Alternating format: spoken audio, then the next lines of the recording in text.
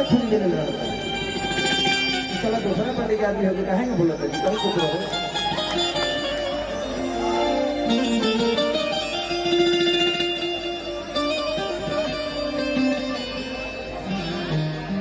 कि जाने जाने कहेंगे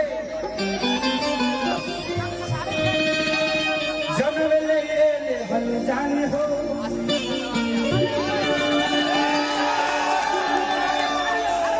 कैसे शीश शरीफ वाह भाई वाह शीश के लिए हल्ला करके ताली बजाइए।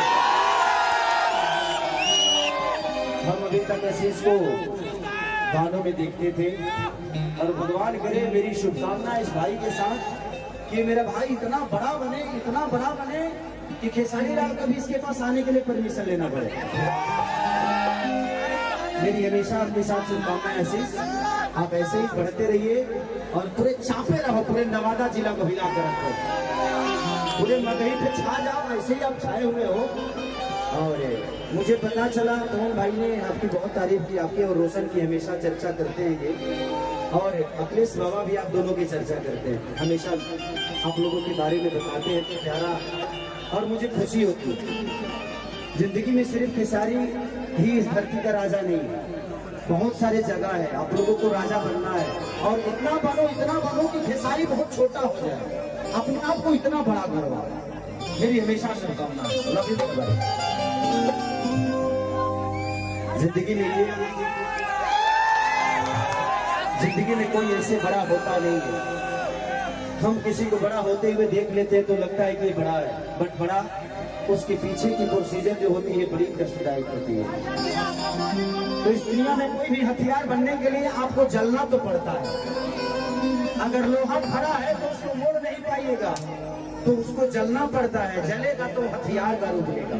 तो दुनिया में कोई भी चीज चाहे वो कपड़ा हो इंसान हो ये साउंड हो ये मिट्टी हो मिट्टी जब अपने आप को चिरवाती है तब जाके अनाज उपजाती है। तो जिंदगी में हर आदमी को मेहनत करना पड़ता है।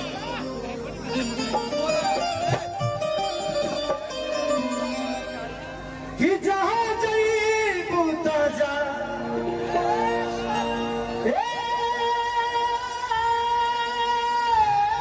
सनम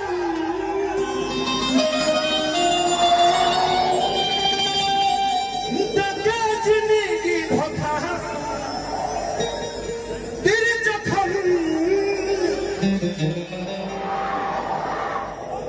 जनी सोचा हमारा बारे में दाग लगन बुका नए टी शर्ट उजरे प्रेशर बनी रही मूत्रो एंगरो को हम छोड़ दे रो दे एंगरो को हम छोड़ दे रो दे बाबू ऐसे कि हमारा टॉप दे चू जाला लो कि जा जाई बूंदा जा ए सनम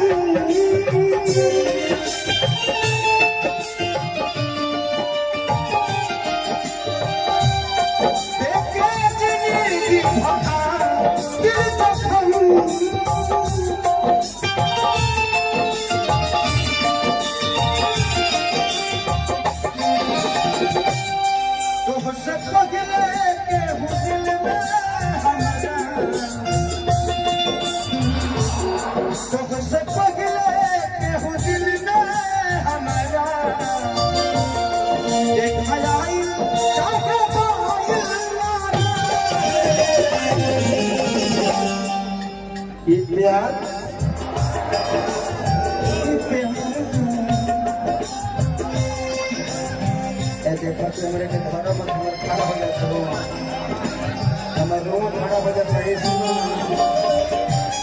ये से हम कांग्रेस से बाहर बने सबको चलना ये प्यार का भी बरस ये कायल लगा